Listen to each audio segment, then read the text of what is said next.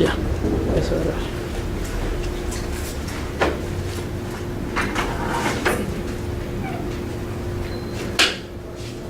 Bien, buenos días. Vamos a continuar con el desarrollo de los temas del diplomado. Ahora, el tema central de lo que son actos preparatorios ahora es expediente de contratación. Sin embargo, vamos a coger algunos puntos que tienen que ver con la elaboración del expediente de contratación, ¿no? Como para irnos centrando, el temario que les he dado en la separata, ¿no? Que comprende, digamos, toma de decisiones, plan anual, elaboración de especificaciones técnicas y términos de referencia, expediente de contratación, comité especial. Como les decía, de todo ello, lo que vamos a poner más serios es sacar el expediente de contratación, ¿no?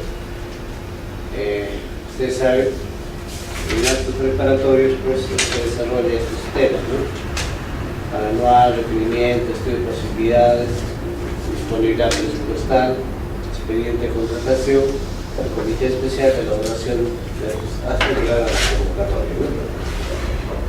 Bien, entonces vamos a ver algunos aspectos de toma de decisiones, muy rápidamente, ¿no? A ver, ustedes en alguna oportunidad han tenido eso, están viajando y tienes que la carretera se bifurca, ¿no? En dos, no hay ningún aviso, no hay ninguna señalización que te diga si esta ruta te lleva a cierto lugar o a esta otra, ¿no? Incluso quienes hemos recorrido sierra, ¿no? Nos encontramos que ya incluso va a llover, ya va a caer la noche y estamos en plena carretera, ¿no? Y dice, ¿no? ¿Te has sentido alguna vez en un cruce de caminos sin saber bien qué dirección debes tomar?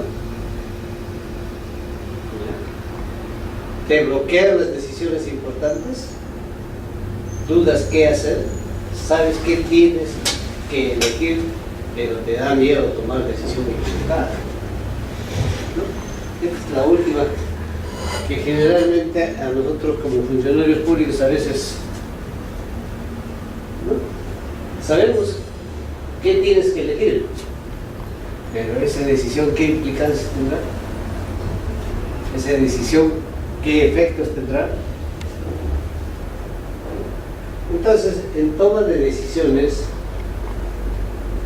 es fundamental, dice, analizar la participación en la toma de decisiones y más concretamente la forma en que se toman esas decisiones, ¿no?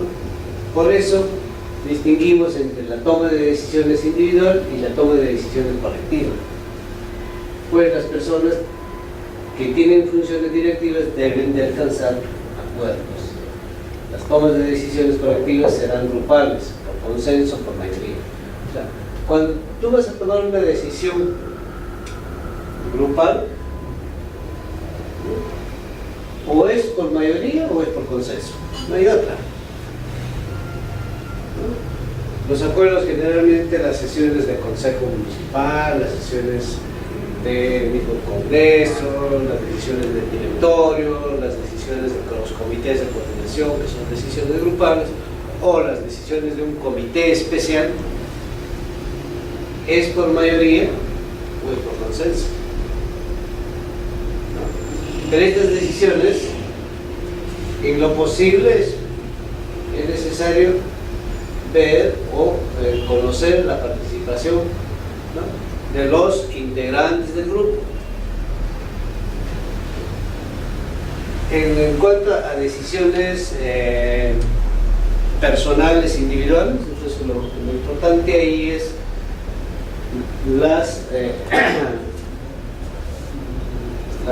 la participación, o más que todo,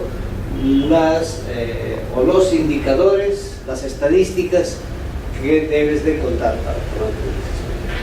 Es importante el análisis de la información, el análisis de la data, el análisis de los datos que tenemos que pedir para tomar decisiones.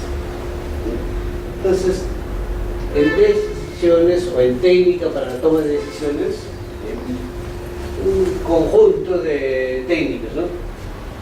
Individuales, por ejemplo, tenemos la lista de atributos, el análisis de Pareto, ¿no? Matriz de descubrimiento, análisis morfológico, pensamiento lateral, son los principales en mi criterio en toma de decisiones de carácter individual. Y de carácter grupal tienes la sinapsis, el método KJ o diagrama de afinidad, la lluvia de ideas, la cinética, el método de Delphi. Por ejemplo, esta es la lluvia de ideas. Quienes han participado en un planeamiento estratégico, cuando se hace el FODA, ¿no? Una de las técnicas es pedir lluvia de ideas, ¿no? Y en función de eso haces tu análisis de causa, análisis de efectos, ¿no? Haces tu matriz FODA, que son fortalezas, oportunidades, amenazas, ¿no? Y en función de eso, pues, desarrollas todo tu planteamiento de lo que más adelante va a comprender tu plan estratégico, ¿no? Entonces, cuando hablamos de toma de decisiones, una de las principales, y esto se aplica en contrataciones del Estado, que es la lista de atributos. ¿Qué es la lista de atributos? Dice, técnica que se aplica principalmente a la mejora de productos, servicios o procesos, basándose en la idea de que toda creación se origina en otra. Se trata, pues, dice, de dividir el problema en piezas más y más pequeñas, analizando que se descubre al hacerlo. En otras palabras, es disgregar en qué está compuesto tal o cual producto, tal o cual servicio. Buscar todos sus sus atributos del producto que estamos analizando, del producto que vamos a adquirir, del producto que vamos a comprar. Cuando desarrollamos las especificaciones técnicas, por ejemplo, de un requerimiento, no es otra cosa que estar indicando cuáles son los atributos de esto. Cuando decimos en qué consisten los términos de referencia de un servicio, no es otra cosa que decir cuáles son los atributos de ese servicio. Eso se resume, ¿no? Entonces, este tiene sus fases. Primero identificas el producto, servicio o proceso a mejorar o el problema a resolver. O sea, ¿qué es lo que quieres? ¿Qué es lo que requieres? Luego dice analizar y hacer una lista de tantos atributos como sea posible. Es decir, llegar todas sus características, todos su análisis de qué está compuesto. Coger cada atributo y pensar en la forma de cambiarlo o de mejorarlo. Si nosotros queremos comprar un equipo de cómputo, pues digamos, ¿en qué debe consistir? ¿No? Cómo debe ser su CPU, cómo debe ser su mouse, cómo debe ser su teclado, ¿no? Y si hablamos del CPU, ¿de qué va a estar compuesto? Y si hablamos del disco duro tenemos que empezar a hablar de los atributos del disco duro, ¿no? Todo, ¿cómo mejorarlo? Ya, pues su memoria RAM no será solamente de 2 megas, tendrá que ser de 4, tendrá que ser de 8, de 12, ¿no? La capacidad del disco duro, ¿de cuánto será? ¿No? Será de 1 mega, 2 megas, 1 tera, 2 teras, todo ello.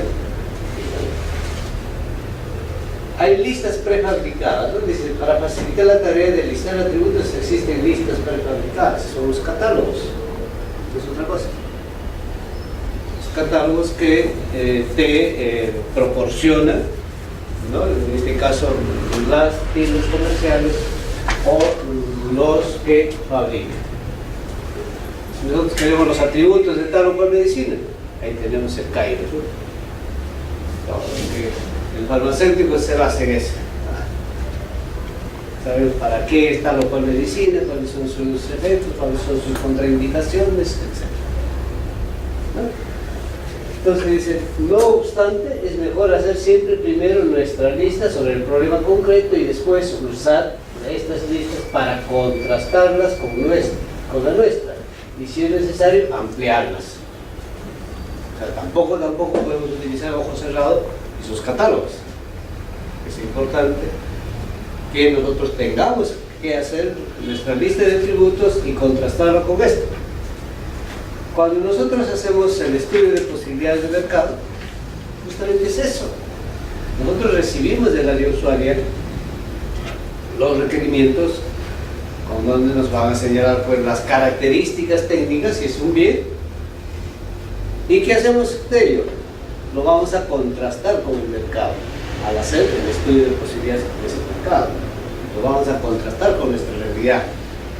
Le vamos a preguntar a los proveedores, oye, ¿tienes este bien con estas características? Y si tienes, ¿de cuánto nos va probablemente a costar? ¿O qué mejoras podríamos tener? ¿Ya? Bien, entonces, acá tienen ustedes un ejemplo, un caso, ¿no?, de un bolígrafo. El bolígrafo lo podemos desarrollar desde el punto de vista de la forma. Múltiples caras, el cuadrado, forma de puentes, forma de escultura, qué sé yo. Los atributos de forma. En material, de metal, de vidrio, madera, papel. ¿Ya? La tapa, como de tapa pegada, sin tapa, retraíble, tapa desechable. Fuente de tinta, sin repuesto, permanente, repuesto de papel, repuesto hecho a tinta. Es una forma de diferenciar, ¿no?, desde el punto de vista de forma, material, tapa, fuente. ¿No? Otro de los análisis que se hace, ¿no?, y es común utilizado especialmente por los logísticos, es el análisis de pareja. ¿Qué implica esto? Implica señalar cuáles son tus problemas o qué dificultades tienes, por ejemplo, en tus compras, en tus adquisiciones, ¿no? Si comienzas a enumerar todas tus adquisiciones que tienes, en tu plan anual tienes 100 procesos. De esos 100 procesos, ¿cuántos son para bienes? De los 100 será 80 para bienes. De los 80 para bienes, ¿cuáles son los más recurrentes? Es decir, ¿cuáles son los que más te piden o te solicitan que esté sí o sí, si no te va a generar más problemas? Supongamos, requerimos de papel para las fotocopiadoras, ¿no?, o papel para emitir los documentos, o quizás ya no solamente te solicitan el papel, sino te solicitan el formato. De no tener el formato a tiempo, en forma oportuna, ¿qué va a pasar? Paralizas quizás todo tu área de atención, y el paralizar tu área de atención te va a paralizar tu recaudación, y al paralizar tu recaudación no vas a tener ingresos para cubrir ciertos recursos. Entonces se analiza qué requieres y dónde están los cuellos de botella. Si encontramos que 2 o 3 requerimientos que causan los mayores cuellos de botella, o sea, el 80% está representado o está siendo causado por estos cuellos de botella y por estos mal requerimientos, ¿no?, o la mala, digamos, satisfacción de estos requerimientos de nuestras áreas usuarias, entonces es ahí donde tenemos que centrar nuestra atención. Es ahí donde tenemos que nosotros tomar las acciones correspondientes para revertir ese estado situacional. Un auditor interno o un buen inspector, entonces, si tenemos una serie de observaciones que hacer, ¿ya?, comenzamos a priorizar. Para priorizar, digamos, ¿no?, tenemos 15 observaciones. Esas 15 observaciones, diríamos, pero está bien, todas son válidas. Pero de esas 15, ¿cuáles son las más recurrentes? Las más significativas, las que te generan los mayores problemas. Entonces, ahí es que tenemos que centrar nuestra atención. ¿Y de dónde vamos a sacar ese tipo de información? De la data, de las estadísticas, de la información. Entonces, tenemos que empezar a tabular esos 15 problemas. Tendremos que saber este 15 problemas en qué dimensión se ha producido, esta otra en qué dimensión. Toda esta sumada, supongamos que tenemos 1000 casos que se han producido. Entonces, de esos 1000 casos tendré que segmentarlo, ¿no? ¿Cuál de los 1000 es para este primer caso? ¿Cuántos de los 1000 es para este segundo caso, para este tercer caso? Entonces, la sumatoria me va a dar 100 o 1000.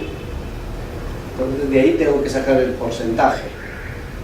De esta será un 60%, de esta será un, digamos, 15%. Ya tengo 60 más 15, tengo 75. Más el que sigue, supongamos que es el 5%, ya, entonces son los 3, 80%. El resto ya es mínimo, ¿no? O sea, solamente se presenta aleatoriamente, esporádicamente. Pero estos 3 me suman el 80%, entonces, y especialmente en este primero, que es el 60%, este es grave. Entonces, ¿qué te dice acá? Técnica que estudia las fuentes del problema y las prioridades relativas de sus causas. El principio dice, el 20% de las causas explican el 80% del problema. O sea, 20% de las causas, las 3 primeras nos explican el 80% de los problemas que nos generan, ¿no? Diagrama de Pareto, dice, no es una gráfica útil para determinar las prioridades de asuntos o problemas. Los problemas se colocan en orden descendente de magnitud o importancia. Ejemplo. Acá hay un ejemplo que yo he trabajado con información de las denuncias por transgresiones sobre contrataciones del Estado. Por si acaso, si ustedes entran a esta dirección, ahí van a encontrar el formato, ¿no?, del OCE, que pone a disposición de los operadores del sistema para que presenten sus denuncias. Esto lo puedes presentar en forma virtual, o si quieres lo presentas en mesa de partes, o en forma anónima incluso, pero tú haces las denuncias, ¿no? Entonces, estas denuncias versan sobre esto. Dice, no se convocó el tipo o modalidad del proceso que correspondía. De 1465 denuncias, ¿no?, sobre esto. ¿Cuánto por ciento representa? 47%. O sea, de 1000 es el 47% que se realiza por las denuncias, que significa denunciar que no se convocó el tipo y o modalidad del proceso de selección que corresponde. ¿Ya? Luego dice, se ha configurado fraccionamiento.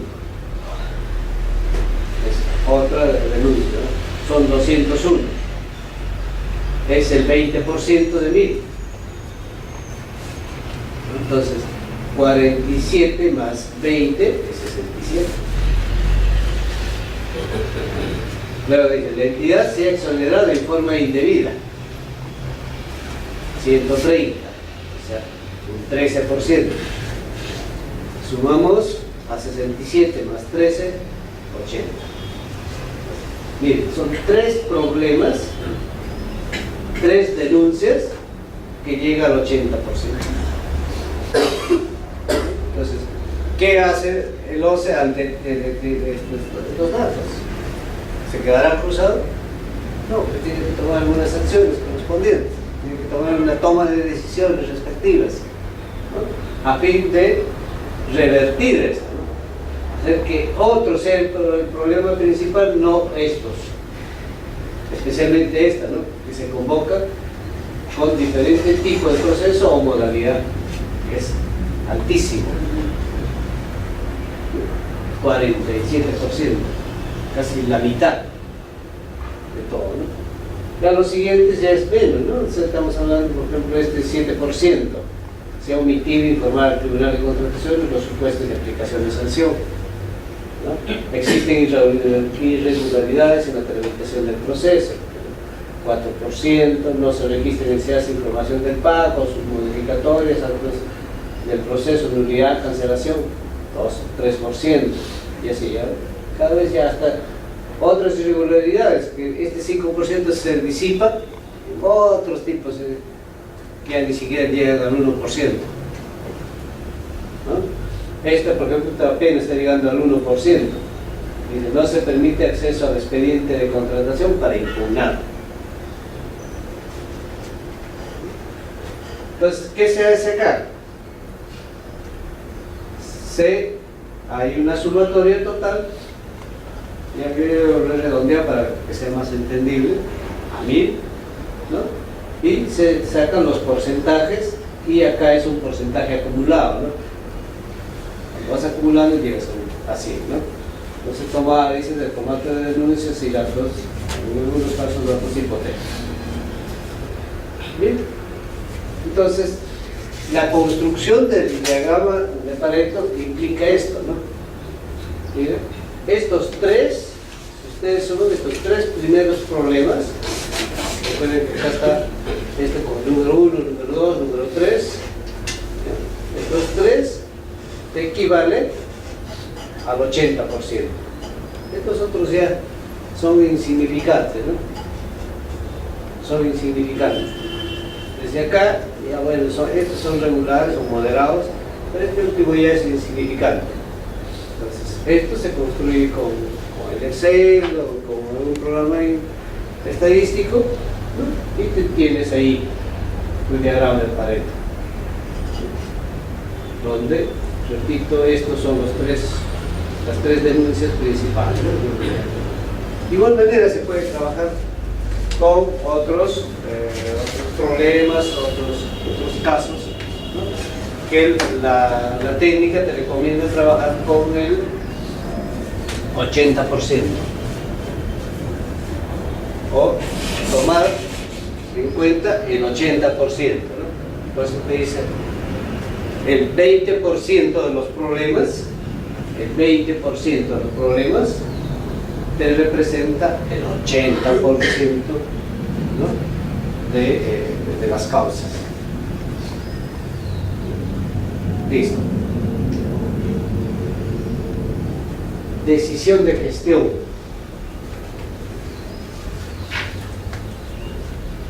Miren, en contrataciones del Estado, cuando determinamos o aprobamos el expediente de contratación, tenemos que tomar en cuenta lo que comprende, ¿no?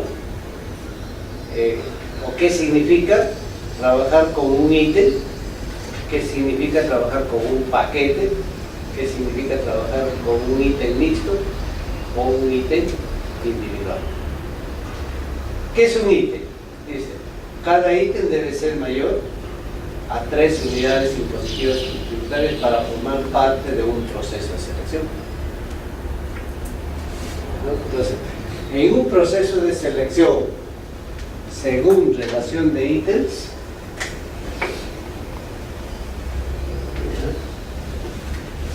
en un proceso de selección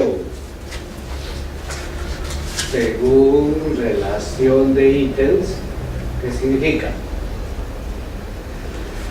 Que tiene 1, 2 o más ítems.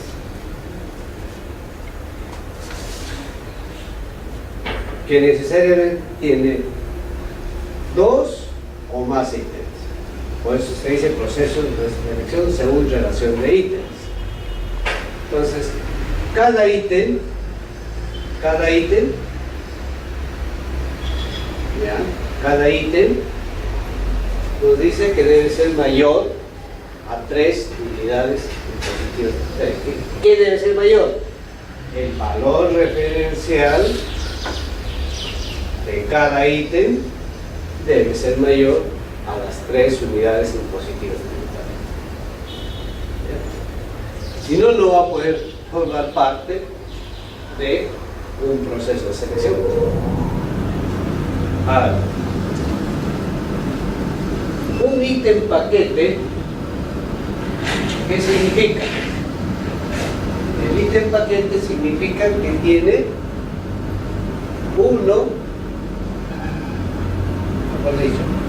tiene 2 o más objetos. Tiene 2 o más objetos. 2 o más objetos. A eso se llama ítem paquete. Ítem paquete. Por tanto, para que sea ítem paquete,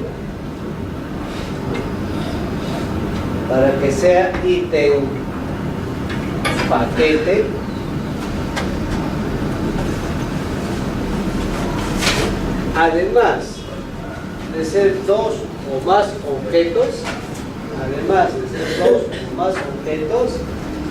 el valor referencial de cada ítem paquete debe de ser mayor a las 3 unidades impositivas.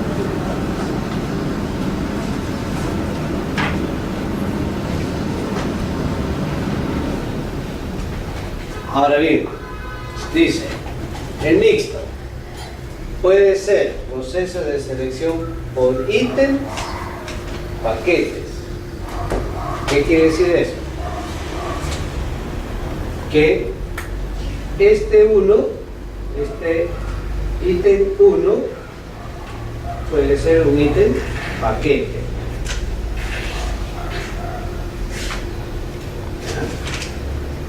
Este ítem 2 solamente será un ítem,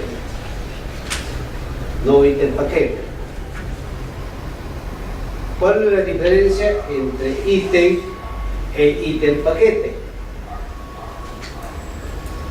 Que es individual, o sea, está compuesto por un solo objeto, o en su defecto todo el proceso de selección es de ítem único.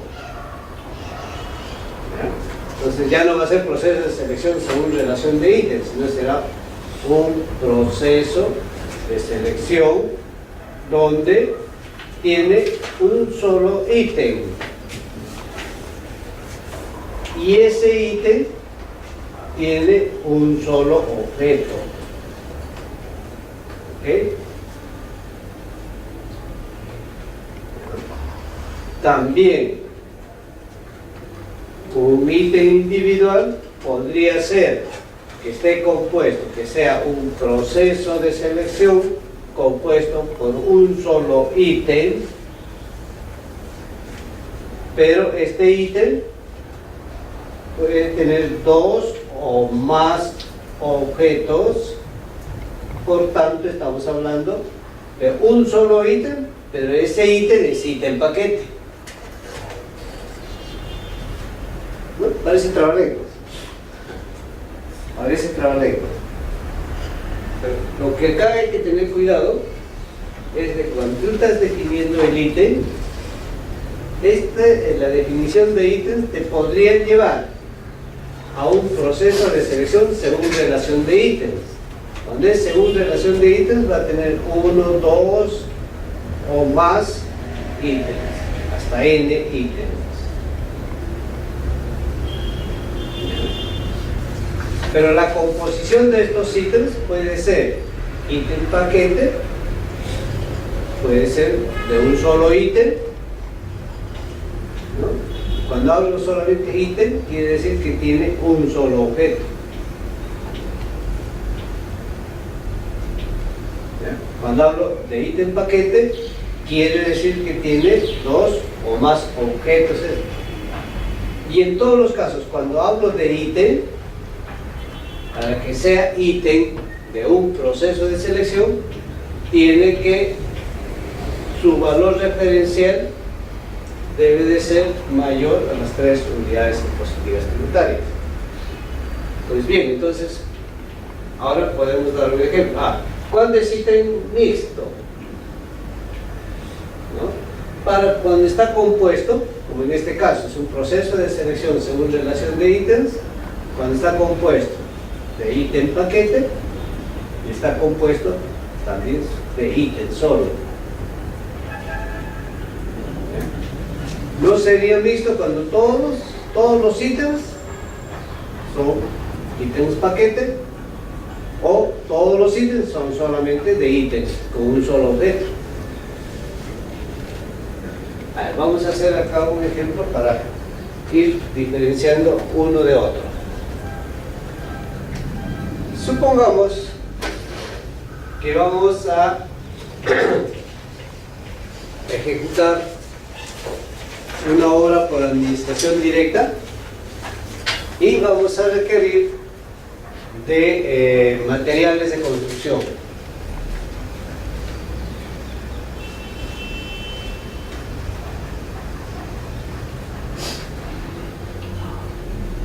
¿Ok? Entonces, ¿cuáles son los materiales de construcción? Empecemos a listar. Tenemos el cemento, tenemos el ladrillo, ¿qué más?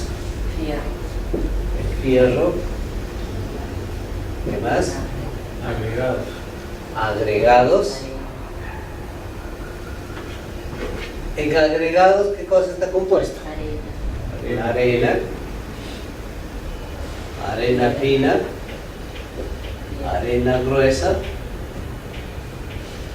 piedra, ¿qué más? El hormigón,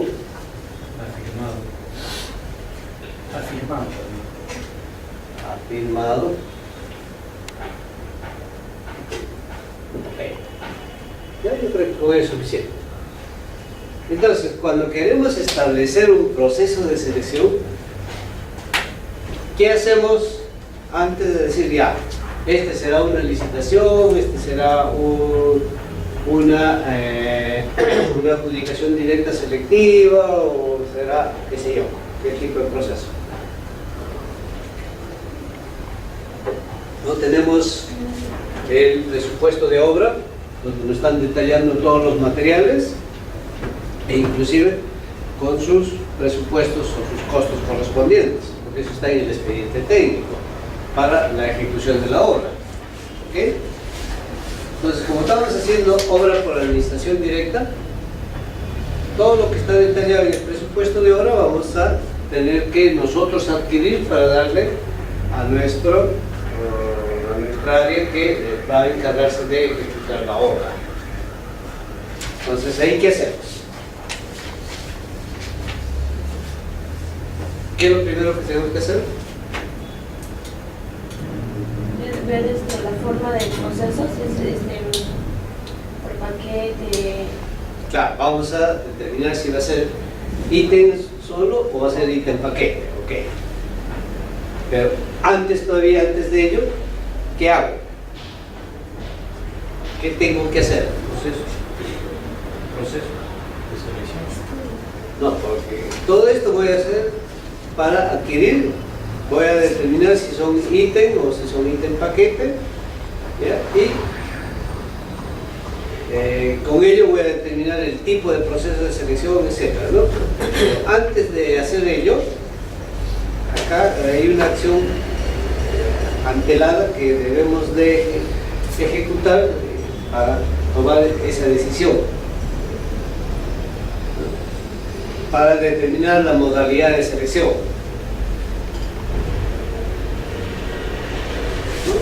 Recuerden que acá había una serie de casos. Por ejemplo, acá salió, dice, no se convocó el tipo y o modalidad de proceso que correspondía. Entonces, cuando decimos el tipo de procesos de selección, ¿cuáles son? Las publicaciones directas, ¿no? Puede ser las publicaciones directas selectivas o las publicaciones directas públicas, puede ser una menor cuantía, puede ser una licitación pública, ¿no? Pero en este caso que estamos hablando de materiales. ¿Ya? Ese es el tipo. En modalidad se refiere, ¿qué debo de hacer? Convenio marco, debo de hacer subasta inversa, debo de hacer procedimiento clásico. Y para decidir la modalidad tengo que evaluar, ¿no? Tengo que evaluar mis objetos, o tengo que contrastar mis objetos ¿con qué? Con las prerrogativas que requiero o las condiciones que requiero para hacer convenio marco, para hacer subasta inversa o para hacer un procedimiento clásico. Puesto de que no es la misma forma, la misma modalidad de la adquisición de cemento con la adquisición de agregados. ¿Dónde radica la diferencia? ¿Sí? En que los demás son ítems. Todavía no vamos por ahí. La diferencia Ahorita está... ver qué tipo de proceso es. Claro, para definir qué tipo de proceso, pero antes debo de definir mi modalidad de selección. ¿Ya? Entonces, para definir la modalidad de selección, por ejemplo, yo no voy a poder adquirir cemento por un procedimiento clásico. Estoy hablando de una obra grande, ya no estoy hablando de una obra pequeñita. ¿Por qué? Porque si yo me percato, el cemento tiene ficha técnica de bien común, aprobado y publicado en el SEACE. Entonces, si está aprobado y publicado en el SEACE, la ficha técnica, esta adquisición de este cemento, obligatoriamente tengo que hacerlo por subasta inversa. Esa es la modalidad. Igual el caso del fierro. El fierro también tiene ficha técnica de bien común, aprobado y publicado en el SEACE. En cambio, los agregados y el ladrillo no tienen ficha técnica de bien común. ¿Ya? Igual, ¿qué más había dicho? Ya. Entonces, miren, acá tengo que esto sí tiene ficha técnica y este tiene ficha técnica, en cambio los otros dos no. Entonces, si yo quiero ya decidir la modalidad, pues lo primero que tengo que revisar es si el SEACE tiene o no fichas técnicas los objetos que me están pidiendo. De tener, entonces estos dos que están con check, los voy a separar porque esos dos los voy a hacer por subasta inversa. En cambio, estos otros dos voy a hacer procedimiento clásico. O sea, tengo ya para hacer dos procesos de selección. Entonces, voy a tener que hacer acá, ahora sí, el estudio de posibilidades que ofrece el mercado para, entre otros datos que voy a obtener de ella, va a ser el valor referencial. Con el objeto y el valor referencial, pues ya tengo el tipo de proceso de selección. Ya tengo el tipo y ya tengo la modalidad.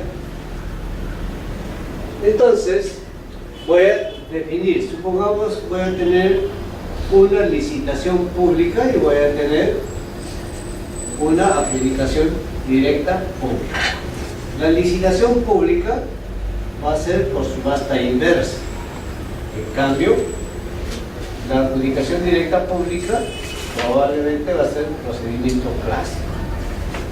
Entonces, ¿de qué va a estar compuesta la licitación pública? ¿Cuáles van a ser mis ítems? El cemento y el fierro. Voy a tener ítem 1, cemento, y voy a tener ítem 2, fierro. ¿La ADP de qué va a estar compuesta?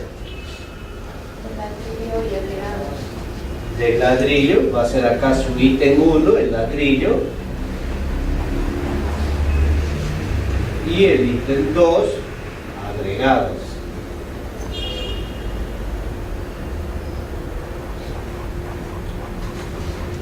En estos tres casos, acá y acá, estamos hablando solamente de ítem. ¿Por qué? Porque están compuestos de un objeto. En cambio, este es un ítem paquete. ¿Por qué? Porque no está compuesto de un solo objeto, sino he empaquetado, he agrupado varios. Entonces, ahí ustedes tienen la diferencia, ¿no? Mientras que este es un caso de mixto, que tiene ítem solo y tiene ítem paquete. En este caso es relación de ítems, acá también es relación de ítems, pero relación de ítems con solo ítem. En cambio acá es relación de ítems mixto. Acá usted tiene un ejemplo de ítem. Acá tienes el ejemplo de ítem paquete.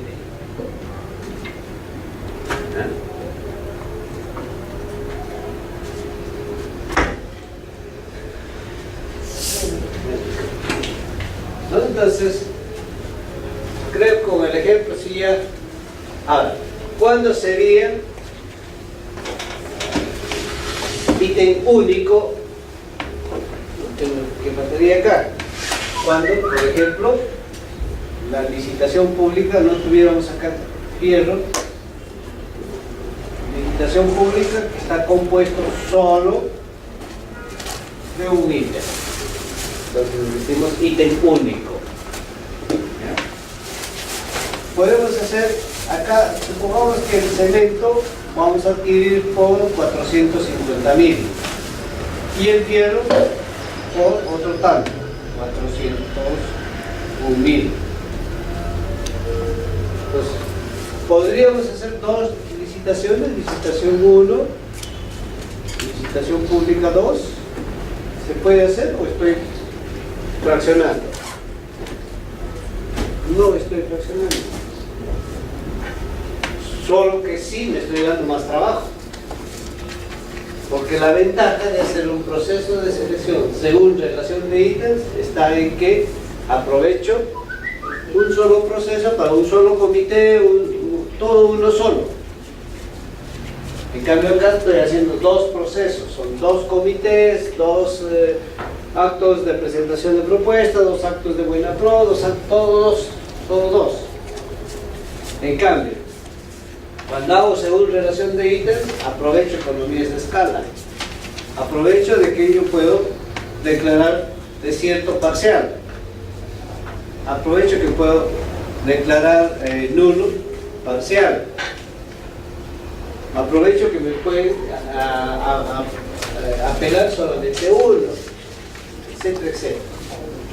Entonces, hay ventajas de hacer un solo proceso de selección o según relación de ítems. Entonces, con un solo proceso trabajas un conjunto de objetos. Pero para que sea procesos de selección según relación de ítems tiene que ser viable técnicamente, administrativamente y económicamente. ¿Qué significa eso? Técnicamente, que yo no puedo agrupar, por ejemplo, acá, proceso de selección de materiales de construcción, ¿no? Pongo todo lo que es cemento de materiales de construcción, es la construcción de un centro hospitalario, ¿no? Y en ello mezclo, digamos, un vehículo, ¿no? Un cargador frontal, que no tiene nada que ver con el hospital. ¿Ya? Un poco descabellado, les estoy planteando el ejemplo para que ustedes me entiendan.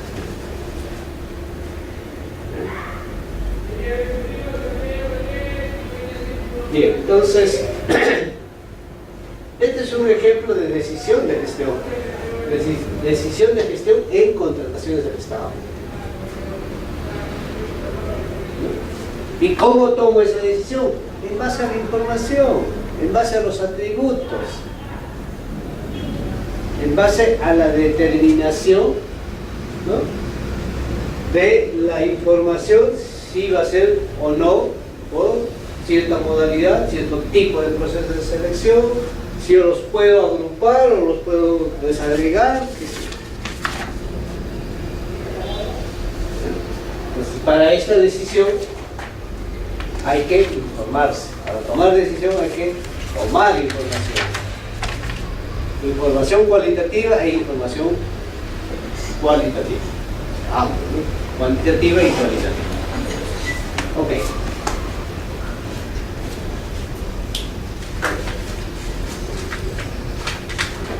¿Quiénes son los funcionarios y órganos encargados en las contrataciones del Estado?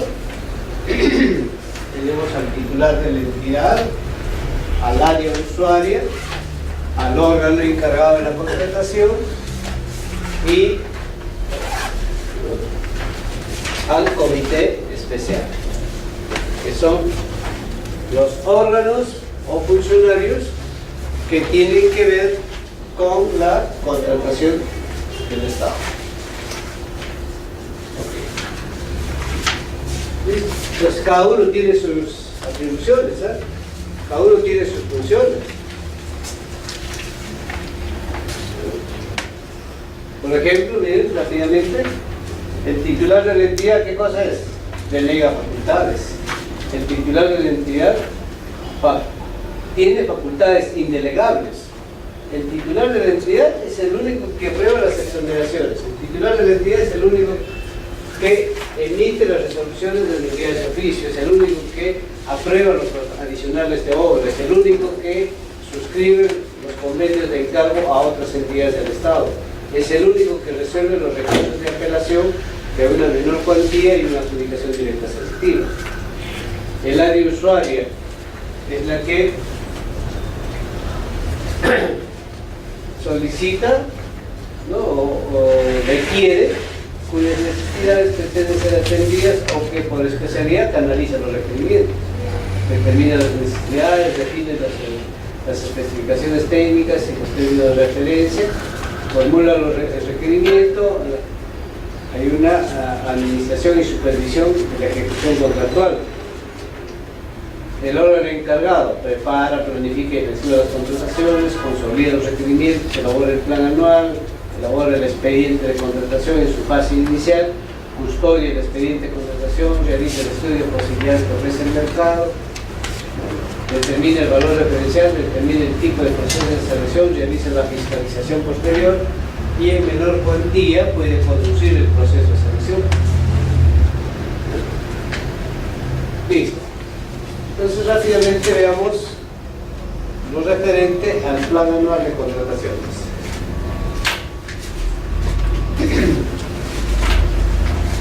Bueno, esto la clase pasada ya hemos revisado, ¿no? Hay un plan estratégico de desarrollo nacional, ¿no?, donde tenemos el plan de desarrollo nacional. Ya saben que tenemos ahí un plan sectorial multianual y un plan de desarrollo concertado, o también tenemos acá un plan estratégico institucional. Este es el sistema administrativo de planeamiento, ¿no?, que aterriza con el plan operativo. Plan operativo, ¿no?, cuando es cuantificado, ya sabemos, tenemos el sistema de presupuesto, donde tenemos según ingreso, fuentes de financiamiento, y según gastos, grupos genéricos de gasto. Y el sistema de abastecimiento que nos propone, nos obliga a contar con un plan anual de contrataciones, ¿no?, en la cual vamos a incluir los procesos de selección. Procesos de selección para adquisición de bienes, contratación de servicios y ejecución de obras. A ver.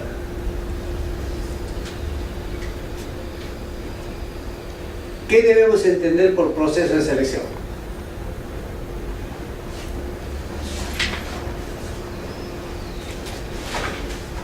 ¿Qué es un proceso de selección?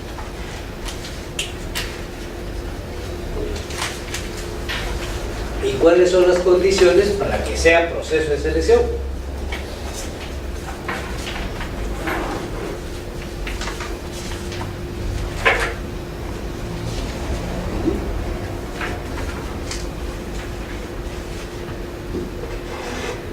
Bien, proceso de selección es un procedimiento, ¿no?, que ejecutan las entidades del Estado a fin de seleccionar el proveedor o los proveedores.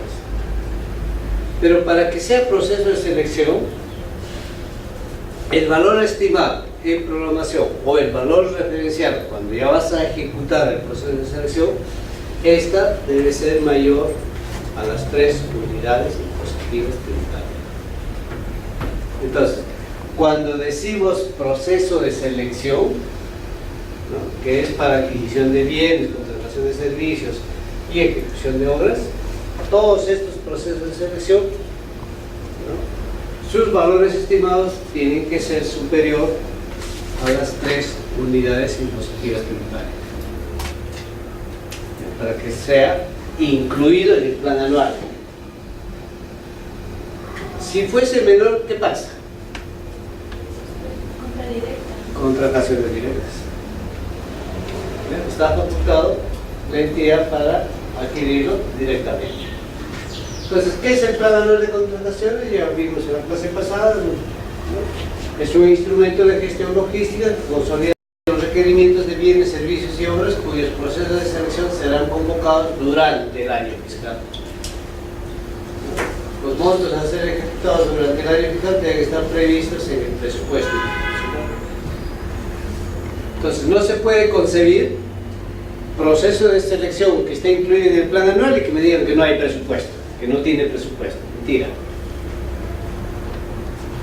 Entonces, no, si me dices que no tiene presupuesto, no debiste haber incluido en el plan anual. Así de simple. ¿Y por qué hacen eso? Porque yo mayormente, por ejemplo, como yo veo material médico, mandan a cotizar, ¿no? Y mandan diciendo que es compra directa. Y a la hora de la hora, miramos a nosotros, ¿no? Llamamos y le decimos cómo va la cotización, ¿no? Cuál sigue su caso. Y nos dicen, no señorita, ya no hay presupuesto para ese material. O sea, ¿para qué mandaron a convocar algo que no está en su presupuesto? ¿Qué se hace con eso? A ver, explícame un poquito. Por ejemplo, cuando mandan a cotizar, ponen en el correo, ponen que es compra directa, que no pase de las 3 suites, que va a ser compra directa. Entonces, nosotros cotizamos y a la hora de la hora llamamos porque es menor, ¿no? Entonces llamamos a logística para saber cómo va el procedimiento de la cotización. Y siempre nos responden que no hay presupuesto, que ya se les acabó el presupuesto. Ya, pero estamos hablando de una contratación directa. Ah, ya. Cuando es contratación directa sí puede haber eso. Lo que pasa es, ¿no?, puede de que el momento que estamos requiriendo que cotices, puede que ellos están a su vez pidiendo disponibilidad presupuestal. Puede que el área de presupuesto le haya dicho no hay presupuesto ya para ese rubro. Ahí sí puede. Claro. En cambio, acá lo que estamos diciendo es de que en el plan anual, ¿no?, debe de consolidar los requerimientos. Es decir, tienen que estar, debemos incluir los procesos de selección. Y esos procesos de selección deben de tener presupuesto.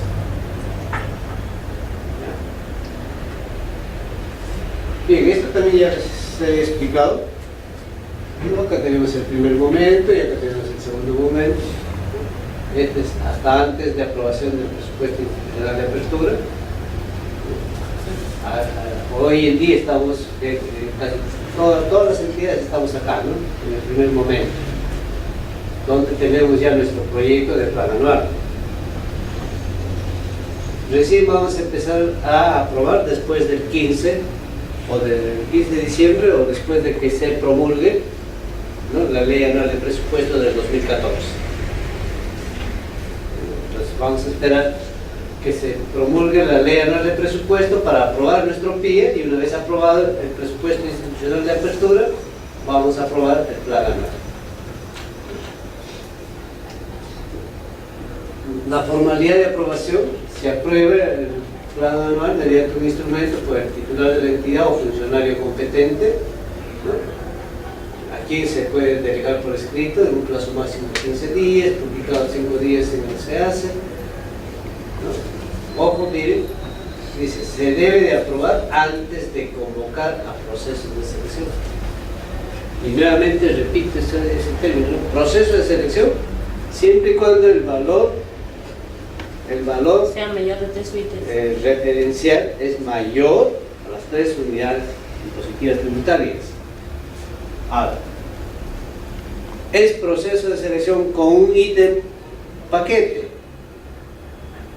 y los ítems, o mejor dicho, los objetos conformantes de ese ítem paquete puede ser menor a las 3 unidades impositivas tributarias, que sumado los dos, supongamos que son 2, que sumados debe superar las 3 unidades impositivas tributarias.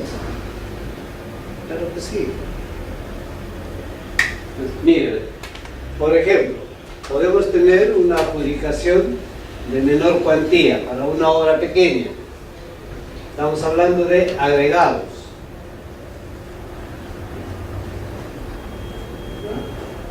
¿No? Antes que dijimos, ¿de qué está compuesto los agregados? Compuesto de la arena, está compuesto, por ejemplo, de la piedra chancada. ¿Okay? De arena, supongamos que yo solamente voy a adquirir por 8.000 soles. Pero de la piedra voy a adquirir por 4.000 soles. Sumados son 12.000 soles. ¿Es mayor a las 3 unidades impositivas tributarias? Sí.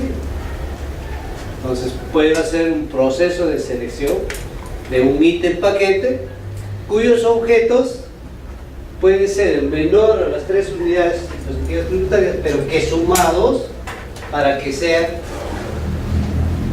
ítem de un proceso de selección, por ejemplo de menor cuantía, su valor referencial tiene que ser superior a las 3 unidades impositivas.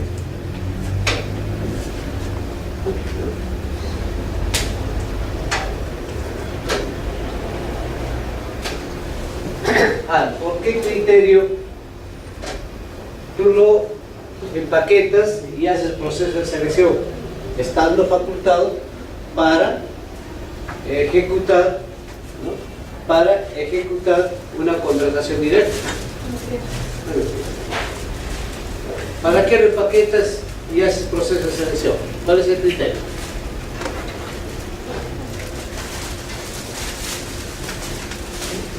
Para que te hagas el trabajo de hacer proceso de selección pese a estar facultado a hacer una contratación directa.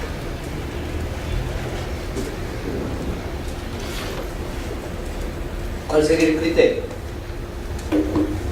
¿Por qué tomas esa decisión?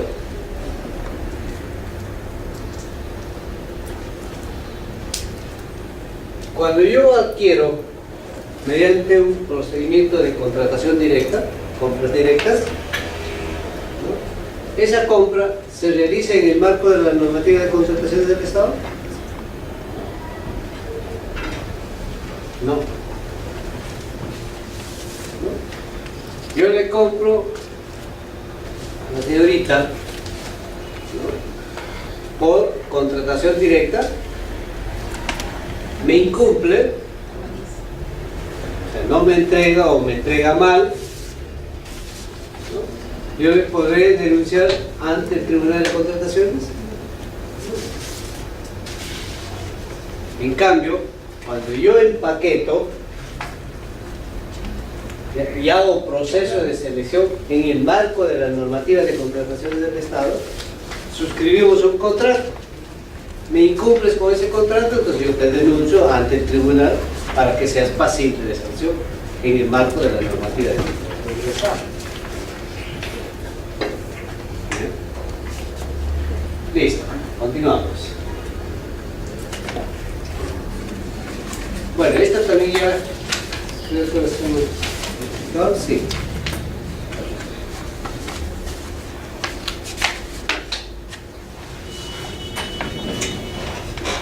Ok.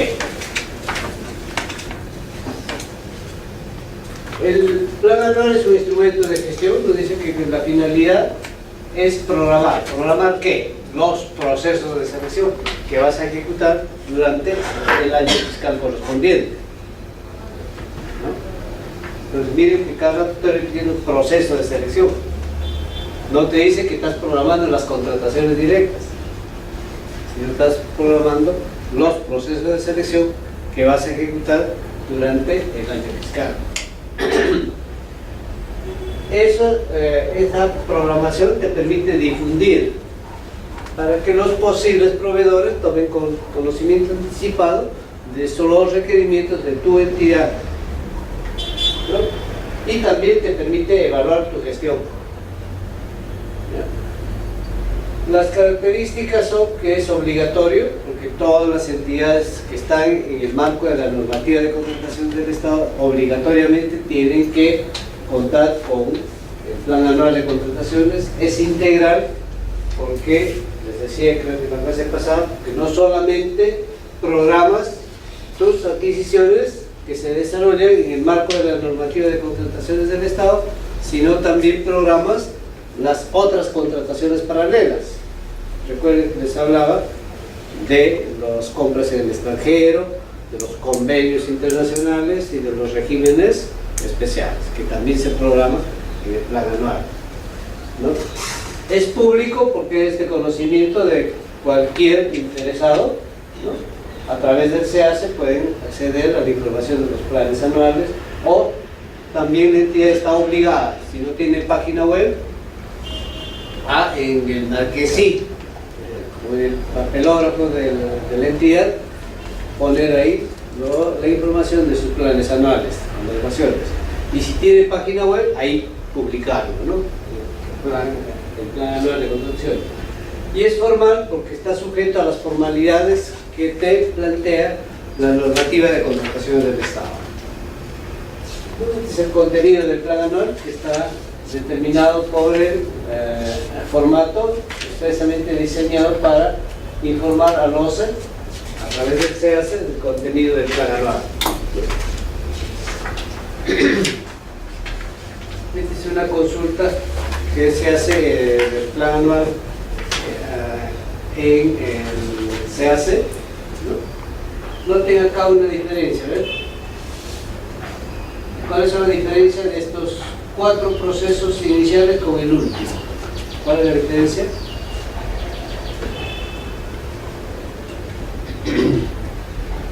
¿Cuáles son las diferencias de los 4 primeros procesos con el último? Los estimates vienen y es el proceso de directa selectiva. Ya. La cuantía es Estos mayor. casos son menores cuantías y esta es la adjudicación directa selectiva, correcto. ¿Qué más? Por los valores estimados. Ya.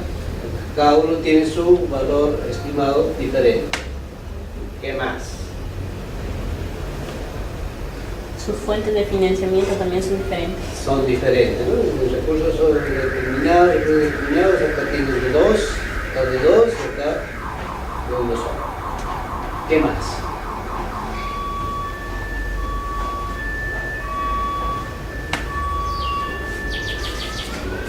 Nótese que esta vista fue capturada el 30 de agosto.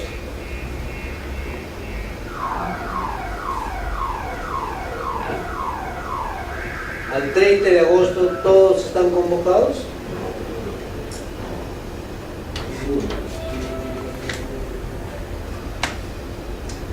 Excepto el último. Excepto el último. El último no está convocado. ¿Y cuándo dijo que iba a convocar? Febrero. Estamos en agosto y todavía no cubrió este requerimiento, ¿no? Servicio de respaldo de la información de los equipos de compra. Están descoberturados, ¿no? No hay respaldo.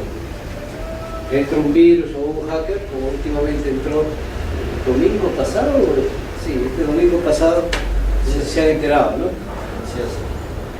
No, sino al despacho, a la página web del despacho presidencial, Anonis, se introdujo y puso ahí un mensaje, ¿no? Puso la página de nuestro presidente o la foto de nuestro presidente como la cara de un niño, ¿no? Advirtiendo, ¿no? Que hemos ingresado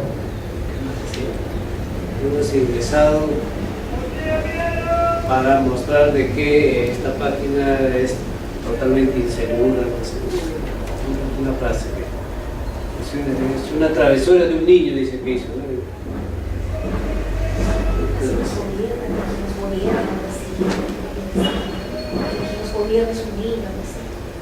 No tanto eso, ¿no? Sino que dijeron que es un niño que está haciendo sus travesuras, ¿no? Es una advertencia, ¿no? Los Anonis, los hackers que quieren, se rompen. Lo bueno de lo malo de un hacker es que se introducen pero no te hacen daño, ¿no? Si no te advierten, te dicen, oye, tu página está insegura, ponle más seguridad, ¿no? No es como los otros hackers y los otros cosas, que esos sí son destructores, ¿no? Se destruyen, son lindas con la delincuencia, aun cuando lo otro también es penado, ¿no? Con la nueva ley de delitos informáticos es penado, ¿no? Sino que en base a todo un seguimiento de sistemas no es fácil dar con estos anónimos, hackers anónimos, ¿no? Bueno, bien, entonces lo que acá quiero resaltar es que mientras que estos procesos tienen este link, ¿no? Con los procesos de selección que a la fecha que tú haces el corte te muestra que han sido convocados, en cambio acá no, ¿no? A pesar, miren, que ya pasó el primer semestre, ¿no? Donde debieron haber evaluado, debieron haber fijado de que está o no todavía en condiciones de afirmar si persiste o no el requerimiento, si van a ser cubiertos o no, etc., ¿no? Ahora, ¿con qué motivo se hace una evaluación del plan anual? ¿No? Acá, por ejemplo, tú puedes segmentar, ¿no? En tres. Puedes ver los procesos normales, los procesos en curso, los procesos críticos. Los procesos normales son aquellos que programas, convocas y materializas. ¿No? Qué lindo sería que todos los procesos estén ahí. Eso es lo ideal. ¿No? Procesos en curso, programas y convocas, pero todavía no tienes contrato o no se está materializando. Procesos críticos como este proceso quinto, ¿no? Que solo está programado, o sea, la fecha que haces el reporte, ¿no? Que solo está programado, pero más no convocado y peor, sin ejecución. Entonces, ¿cuál es el criterio de efectuar esto? ¿No? A pesar que te dice, ¿no? El titular de la entidad evaluará semestralmente la ejecución de los planes anuales. ¿Ya? Sin embargo, esta evaluación debe de conllevar a que se adopten medidas correctivas pertinentes, ¿no?, para alcanzar las metas y objetivos previstos en el POI y de corresponder, disponer el deslinde de las responsabilidades, para deslindar responsabilidades. ¿Ya? Entonces, acá hay que responderles unas preguntas bien simples, ¿no? ¿Persiste la necesidad o será excluido? ¿Variará? ¿Cuánto será convocado? ¿Cómo? ¿Por qué? ¿Por qué está así? Etcétera, ¿no? Y luego, si gustas, puedes hacer tu indicador de gestión correspondiente, ¿no? La modificación del plan anual. ¿El plan anual puede ser modificado? Sí. Claro que sí. Siempre y cuando exista reprogramación de las asignaciones presupuestales o reprogramación de las metas. El plan anual, señores, solo es modificable por inclusión o exclusión de procesos. Inclusión o exclusión de procesos. ¿Ya? Y también cuando el valor estimado varía, es decir, se incrementa o disminuye en más del 25%, y esta disminución hace que cambie el tipo de proceso de selección. Esta disminución conlleva al cambio del tipo de proceso de selección. Entonces, y en este caso, ¿qué va a pasar? Tendremos que incluir y excluir a la vez. Por ejemplo, supongamos que tenemos nosotros programados en el plan anual una ADS por 41.000. Antes de convocar el proceso de selección, ¿qué hacemos? Antes de convocar un proceso de selección, este es valor estimado, ¿cierto? Este es valor estimado. Para convocar un proceso de selección, ¿convocamos con el valor estimado? Hacemos el estudio de mercado para determinar el valor referencial, ¿no? Entre otros, para determinar el valor referencial. Al determinar el valor referencial, nos damos con la conclusión de que ya no es 41.000, supongamos que es 39.000. ¿En cuánto disminuyó?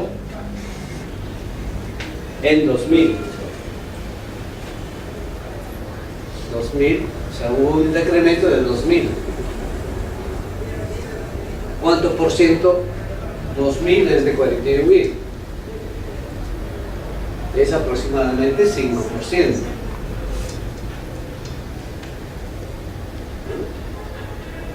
Si ha bajado a 39.000, ¿seguirá siendo ADS? Ya no. Pasa a ser adjudicación de menor cuantía. Entonces, al ser adjudicación de menor cuantía, ¿no?, ha variado el tipo de proceso de selección. Entonces dicen, ¿no?, ¿cambió el tipo de proceso de selección? Sí. Pero el valor estimado es más del 25%. Acá es no. Entonces ahí no hay necesidad de modificar el plan anual. ¿Ya? En cambio, si de los 41.000 bajó a 20.000,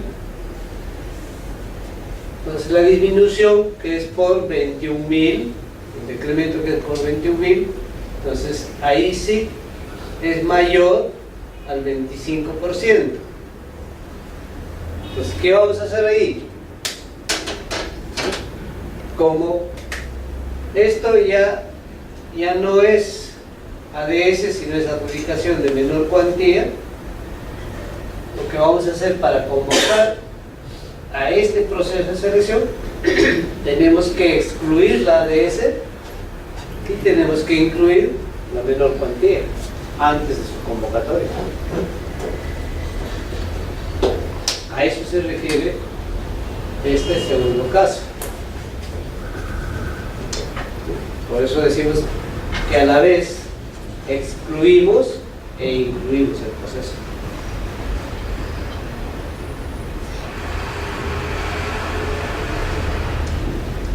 Bueno, y la aprobación de una modificación se sigue la misma formalidad en su aprobación, ¿no?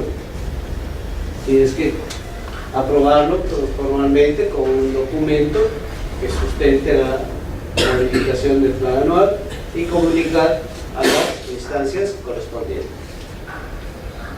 ¿Ok?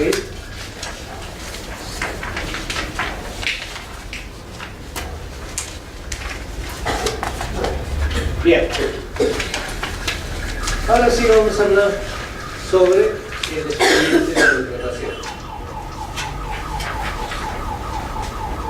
Mire, todo requerimiento o los requerimientos finalmente va a conllevar a contar con un expediente de contratación.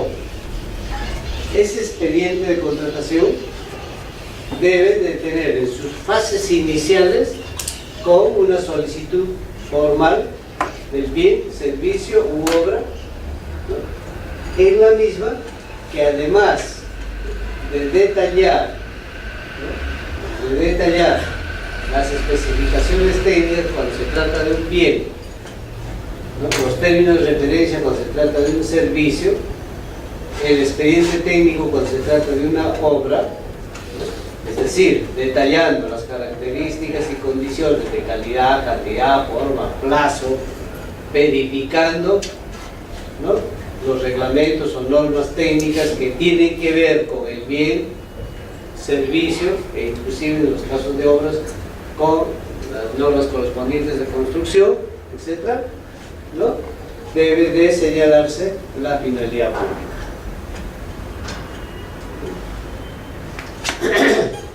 ¿Qué es el expediente de contratación? El expediente de contratación no es otra cosa que el conjunto de documentos que reflejan todas las actuaciones referidas a una contratación, desde la decisión de contratar hasta la culminación del contrato. Desde el momento que decides contratar, desde el requerimiento hasta la culminación del contrato.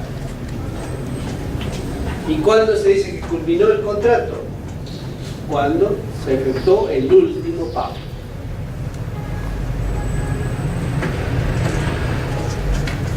¿Cuál es la finalidad del expediente de contratación? Dice, contar con el sustento técnico y económico que le permite a la entidad tomar decisiones informadas, por eso que hemos iniciado ahora hablando de toma de decisiones, ¿ya? Acá dice decisiones informadas para obtener ofertas de mayor calidad al menor precio posible. Decisiones informadas para obtener ofertas de mayor calidad al menor precio posible. A ver.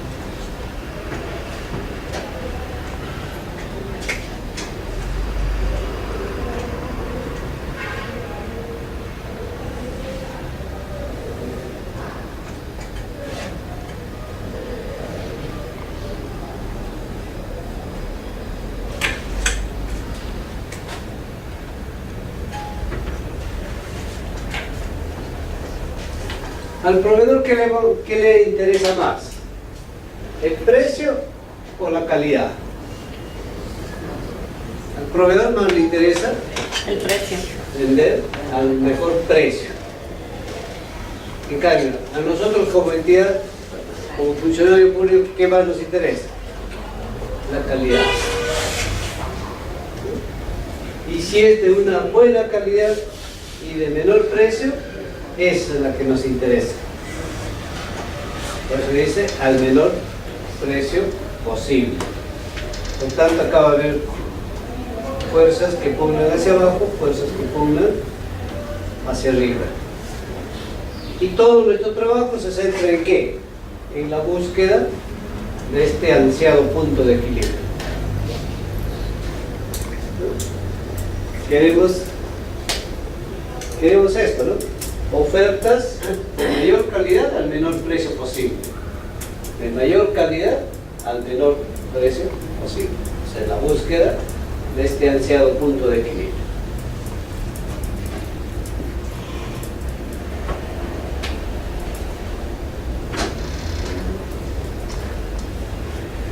Contenido del expediente de contratación en su fase inicial.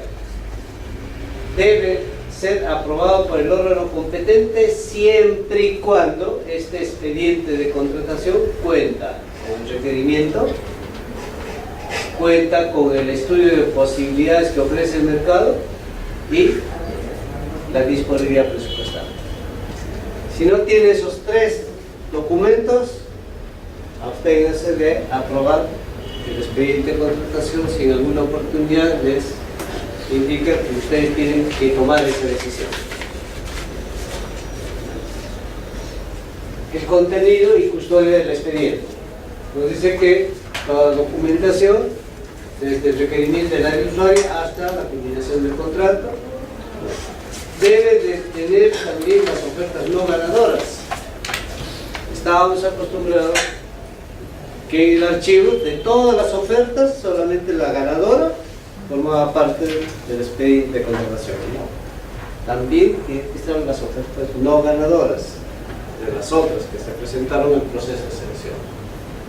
Dice que el expediente deberá estar en custodia del órgano encargado de la contratación.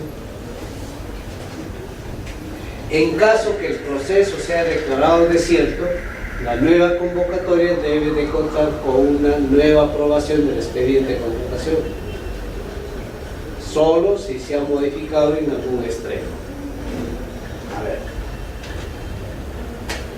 supongamos tenemos la licitación pública, ¿no? Esta licitación pública, pongamos que es por 450.000.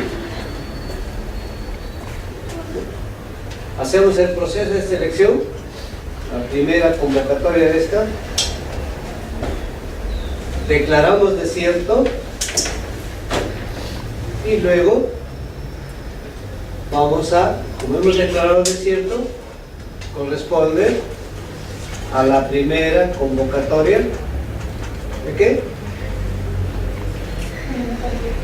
De una adjudicación de menor cuantía derivada. ¿Ok? Para salir a la licitación pública se ha aprobado el expediente de contratación de la licitación pública. Entonces el proceso de selección es de licitación pública. Por más de que estamos continuando con una adjudicación de menor cuantía derivada, ahí corresponde la continuación de la licitación pública. O sea, el expediente va a ser el mismo, solo que acá, ¿no? las formalidades van a ser diferentes en términos de plazos, en términos de calendario, pero en términos generales van a ser las mismas que corresponde a la licitación pública. ¿Ok? Para salir a esta menor cuantía, ¿no? Declarada desierto, ¿qué media? ¿Qué media entre una y otra convocatoria?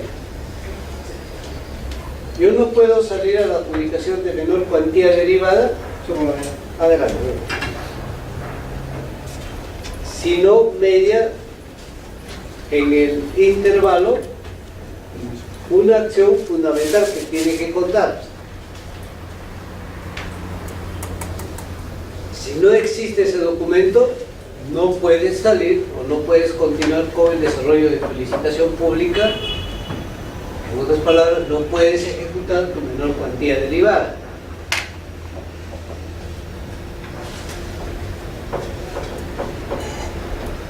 ¿Qué debe hacer el comité? Con el apoyo del órgano encargado de la contratación,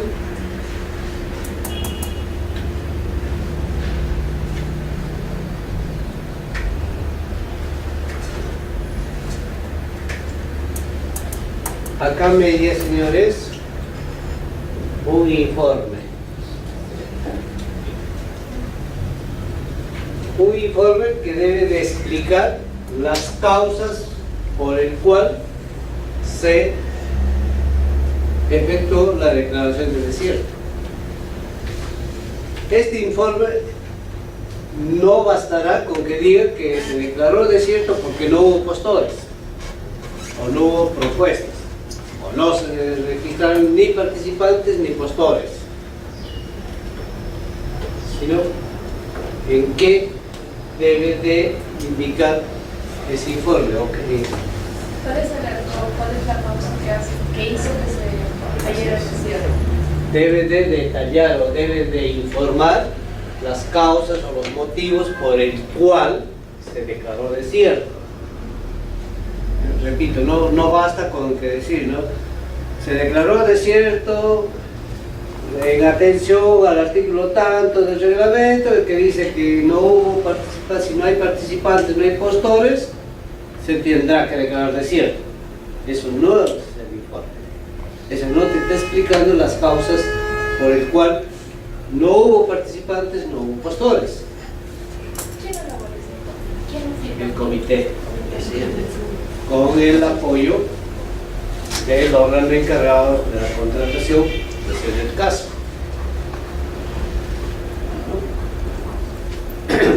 Bien, entonces, si hemos declarado desierto, nosotros como comité, especialmente el presidente, tendrá que preguntar a los posibles postores, tendrá que preguntarle por qué no se presentó el proceso. Puede que ahí uno de ellos le informe y le diga, ¿sabes que yo no me he presentado al proceso porque tu valor referencial está subvaluado? ¿Sabes que no has tenido en cuenta el último incremento de precios? Supongamos que salimos a proceso de selección, es para combustibles y justo cuando estamos en pleno proceso de selección se dio el alza de combustible. Ustedes saben, en combustible pues el margen de ganancia es pequeño, ¿no? Más aún que subasta inversa y el que gana por precio. Entonces, ahí ¿qué quiere hacer? Tienes que quizás volver a efectuar tu estudio de posibilidades que ofrece el mercado y, de ser el caso, si concluyes en ello, tendrás que variar tu valor referencial.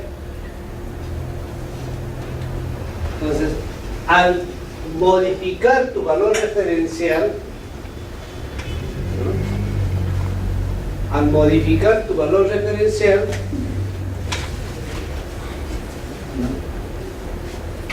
en base al informe y en base a las nuevas acciones que han desarrollado, ¿no? Este ya no será 450.000, supongamos 480.000, ¿no? Has modificado en un extremo y por tanto nuevamente tienes que aprobar tu expediente de contratación. Entonces, a eso se refiere lo que estábamos señalando acá. Dice, en caso que el proceso de selección sea declarado desierto, la nueva convocatoria debe contar con una nueva aprobación del expediente de contratación, solo si se ha modificado en un extremo. Si no se modifica nada, más que solamente de tu calendario, porque en una menor cuantía tienes diferente calendario de la licitación pública, entonces ahí no hay necesidad de volver a aprobar tu expediente de contratación.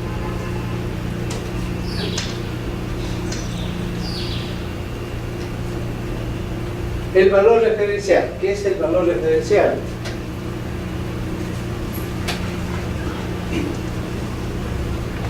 Pues indica que es el monto, dice, de la contraprestación determinado sobre un estudio de las posibilidades de los precios y las condiciones que ofrece el mercado.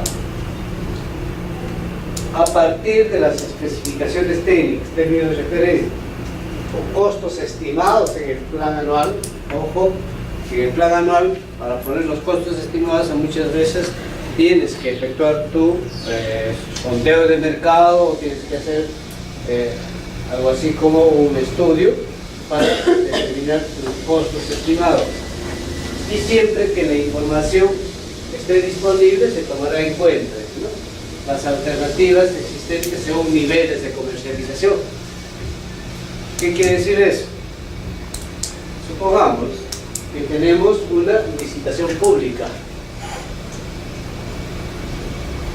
para una medicina X. Licitación pública. Ustedes saben que la licitación pública tiene que ser mayor o igual a los 400.000. Supongamos por 400.000. Esta medicina X. Cuando haces el estudio de posibilidades que ofrece el mercado y le preguntas al laboratorio directamente, pues es muy probable que el laboratorio te va a responder y te va a dar su correspondiente cotización. ¿Qué pasaría si en vez de licitación tienes toda una adjudicación de menor cuantía para esta misma medicina?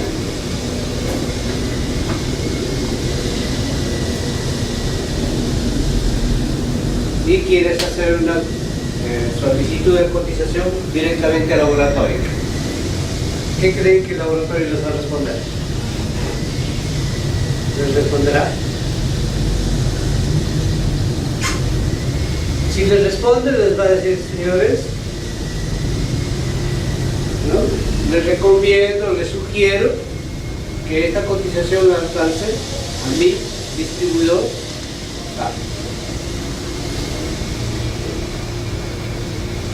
¿Por qué? Porque no le es rentable, ¿no?, directamente que el laboratorio le esté proveyendo al consumidor final. Por eso estamos hablando de niveles de comercialización. En cambio, cuando es una licitación o son procesos grandes, ahí sí el laboratorio toma mayor interés, incluso se presenta el mismo directamente. En cambio, los procesos pequeños le dejan para sus distribuidores. Ahí hay que tener en cuenta, ¿no? O sea, hacer el estudio del mercado pues no significa que yo de repente tenga que ir, ¿no? Por eso te dicen de ser el caso, ¿no?, y contar con la plata correspondiente, utilizaremos esto, ¿no?, los descuentos por volúmenes, la disponibilidad inmediata, las mejoras de condiciones de ventas, las garantías, beneficios, etc., ¿no? ¿Quién es el responsable de determinar? Es el órgano encargado de la contratación. Él es el que tiene que hacer el estudio de posibilidades que ofrece el mercado y en base a ese estudio determinar el valor referencial.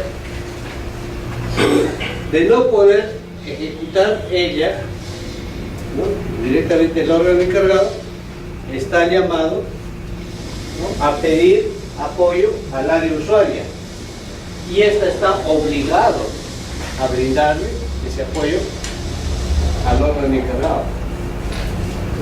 ¿Quién más conoce de la necesidad? El área usuaria.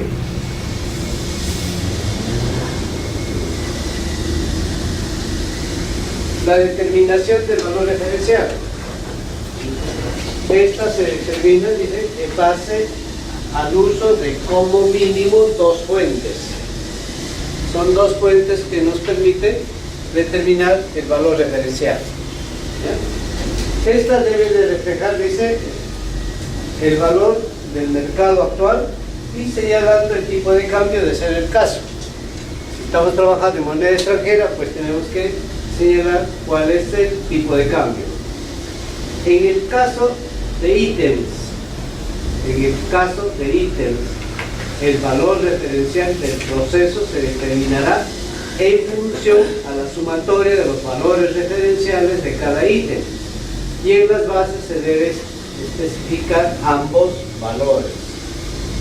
Recuerden que antes hemos hablado de relación de ítems, ¿no? Estamos hablando de un proceso de selección según relación de ítems, ¿no? Entonces, tenemos ítem 1, tenemos ítem 2, tenemos ítem 3, este es el ítem A, el ítem B, el ítem C. Cada ítem tendrá su valor referencial. Pongamos esta por 45.000 por 200.000 y por 300.000. Entonces el valor referencial total será de 545.000. Entonces este valor referencial total nos va a servir para determinar el tipo de proceso de selección. Este será una licitación pública si es bienes, ¿no? Y cada uno, ¿no?, en las bases se deberá indicar, dice, el valor referencial total y el valor referencial de cada uno de los ítems. Algo que me olvidé antes de indicarles, ¿no? Cuando se trata de ítem paquete, ojo señores, cuando se trata de ítem paquete, quien va a indicar su monto ofertado, tiene que ofertar por el valor referencial total, mejor dicho, por todos los ítems, disculpen, por todos los objetos que forman parte del ítem paquete. ¿Ya? Repito, cuando se trata de ítem paquete, el monto ofertado tiene que ser en función al valor referencial total. En otras palabras, tiene que ofertar por todos los objetos que forman parte del ítem paquete. Antes hemos hablado de un ítem paquete de agregados. ¿Qué estaba compuesto el agregado? Estaba compuesto de la arena, estaba la arena fina, arena gruesa, de la piedra, etc. Entonces, no es que yo como proveedor solamente quiera ofertar para la arena fina. El resto digo, no tengo. No, pero eso no es el caso. Acá tienen que ofertar por todo o nada. ¿Cuál es la diferencia entre ítem paquete y suma alzada? Esa es otra cosa. Gracias por tu pregunta, se me permite aclarar lo siguiente. Cuando hablamos del término ítem, este ítem, pues, podemos hablar de ítem único, podemos hablar de ítem mixto, podemos hablar de único o individual, te lo he enseñado. Podemos hablar de ítem paquete. ¿Ok? ¿Qué nos está acá señalando? Nos dice cómo está compuesto tu ítem del proceso de selección, o tus ítems, si es un proceso de selección según relación de ítems. ¿Ya? En cambio, cuando hablamos de sistema de contratación, que es otra cosa, ahí podemos hablar de a suma alzada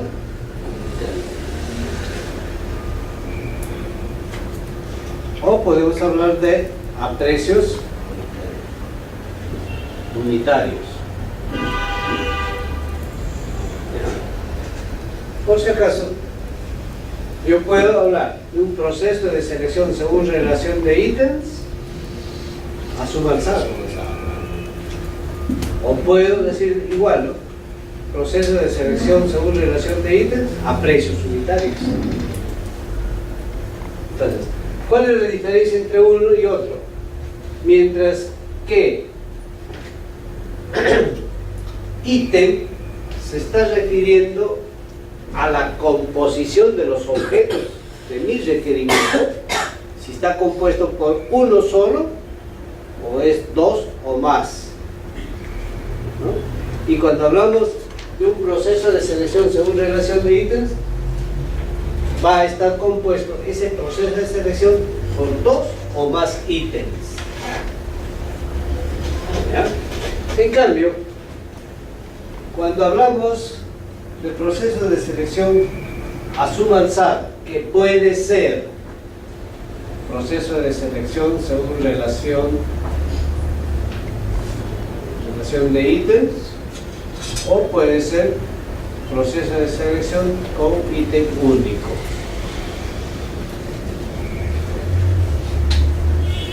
¿Ya? Muchos confundimos, es decir, a suma alzada, ítem único.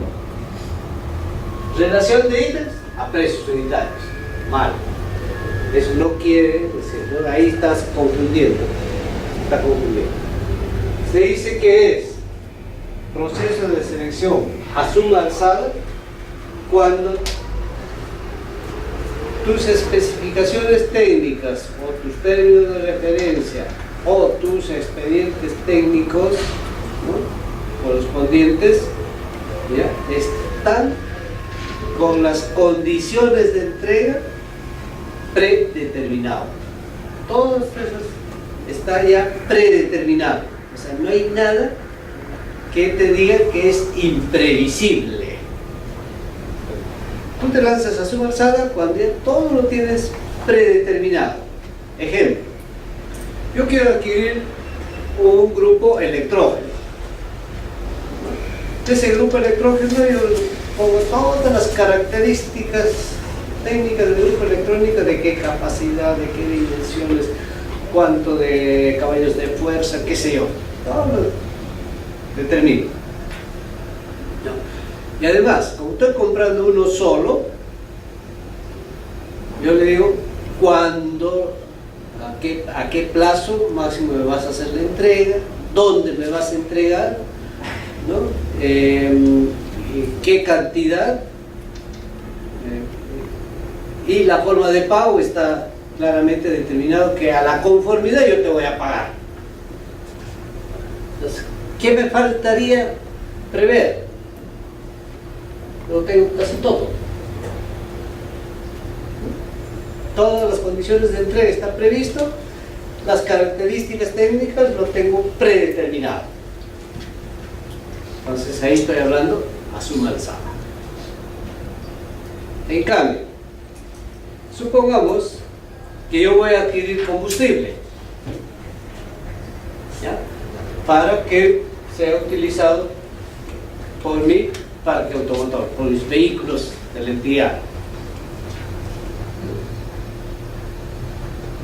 Por más que tengo yo mi información del año anterior, tengo las estadísticas del número de viajes de comisiones de servicio, los lugares que se ha salido, etcétera, etcétera,